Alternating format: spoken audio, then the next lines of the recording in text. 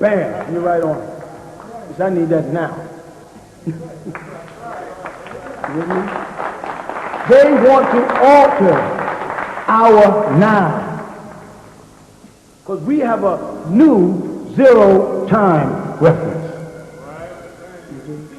We are altering time.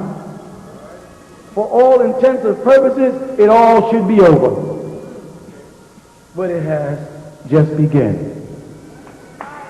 All of my beloved brothers who preceded me, all of them, the messenger, the Honorable Elijah Muhammad, the prophet, Noble Drew Ali, the seer, Marcus Garvey, all of them were leading up to now, where we can start time from zero.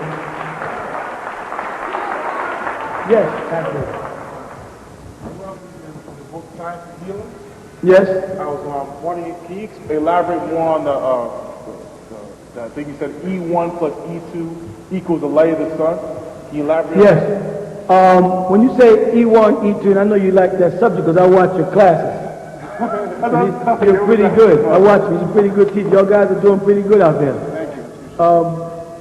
When you say E1 and E2 equals the sun light, basically all you're saying is hydrogen and helium. Right? H1 is really hydrogen.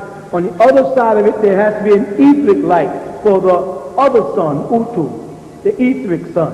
You have the manifestation of a sun on this side, and then you have a manifestation of an etheric sun on the other side, an energy light.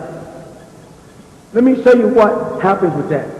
In the Islamic world, touching on a base, you have what's called the star and crescent.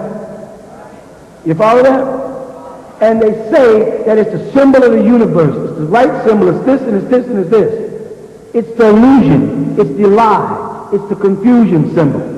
The reason why I say that, and I'm going back to the sun, that's where I'm going at, is because when you see a crescent, you see that? And you put a star right here, or right here from your side, you see that in the crescent? I ask you, is that possible? Think before you answer, please. Don't want to agree with me. You know what I mean? Want to know. Is it possible for the star to sit in a crescent? Why not? That's right. Because the crescent is a moon. And the whole moon is really there. You're just seeing a portion block. And stars are further away from us than the moon. So no star could get on this side of the moon without blocking it out. It's a symbol of deception. You follow? And identifies with the triple darkness on the other side of the ether. That there is a recognition of other suns. Now, on this side of the ether, you have H1 hydrogen. Right? Again. 554 million tons of hydrogen is changed into 550 million tons of helium each second on the sun. That means hydrogen combined to make helium-2, He. And as helium burns, it gives off more hydrogen. Someone had to make that sun. Someone had to create that formula. Because it could never reach the helium without some outside force bringing them together to start this tumbling process. So just like that sun on this side gives light, warmth on the physical plane, on the other side, ether 1 and ether 2 produces the light of the sun on the spiritual side.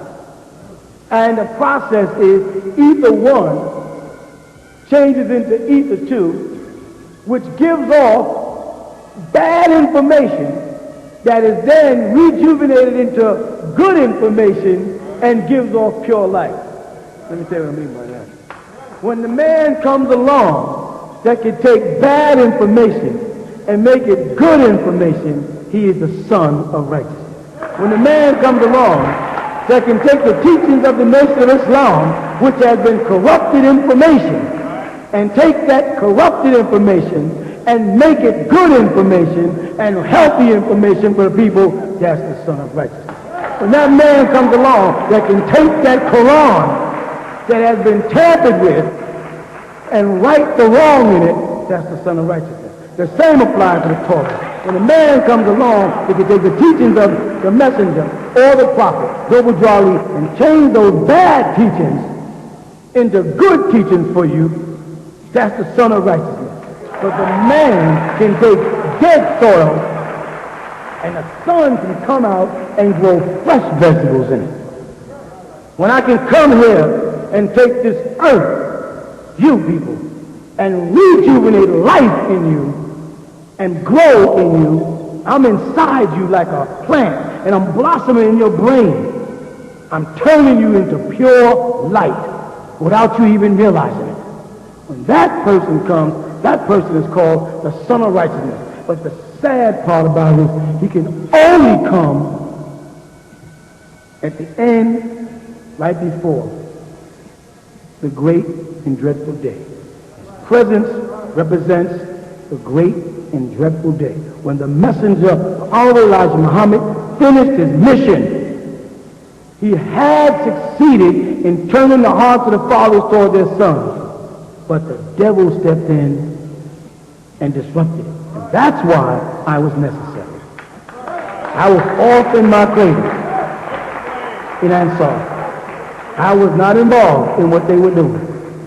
But when they corrupted what he was doing for them, then it was necessary for them to take and bring the Yahweh or the Lord into existence, that I may, as the Son of Righteousness, turn all of this bad to good. You were falling off the cliff and you had to be caught. Meaning, you were fed up. You were being confused. You were being lied to. You were following along and you were seeing corruption in the mosques. You were seeing corruption in the synagogues. You were seeing corruption in the churches. They did not send a preacher. They did not send a religious man. I've been telling people for years, stop trying to judge me as a religious man so you can find faults in my character. I'm not a religious man. I am a teacher. Religious people don't work well with you. You need a teacher. Someone that will allow you to badger them just to give you the truth. Someone that will allow you to exercise all your egos at them just to give you the truth. You understand? So I incarnate here. So I can stand before you. And in all that you have been given, in all that you have been taught, in all that you read, in all that you think you know, when you come before me, you have to humble yourself. Because no matter how far up the ladder you think you are, you know I can humble you. And it is better to have one man humble you and you rule all other men than to argue with me and be ruled by all other men. You follow me? It's better to stand before me as a father and let me chastise you and get you right and you look good in the eyes of everybody else than standing out there looking like a fool. Because when you see a brother on the street now in a bow tie, you follow? You be saying, he just don't know. He just don't know. When you see a follower of Yahweh ben Yahweh, you say, he just don't know. You have no idea. And the biggest conversation y'all have in your travels through the day is people have no idea this is going on. Dang, look at these people. They don't even know this world is coming down. They don't even know suppressions are here. And they don't know Independence, the movie Independence is them telling them something. You know it though. And that is the blessing. Many are called. And I stood up in 1970 and I yelled and I called and I said, many are called, but few are chosen. When they get to sifting it, all of them left. Some of them are back in the street niggas. Some of them think, oh, he's so slick. He's this, he's that. No, I'm the man that's consistent in facts. Regardless of what you see me as, because you have judged me by religious eyes and said he's not a holy man. Heard he does this. He sings music. I can do that. I can do all of that. I'm not your preacher. I ain't your imam. I told them in Brooklyn, don't call me imam. I'm not no imam. Okay, imam. I'm not a religious person. I am simply a teacher. A man coming to right the wrong. And my very presence and what I stand for and what I teach you is doing the job.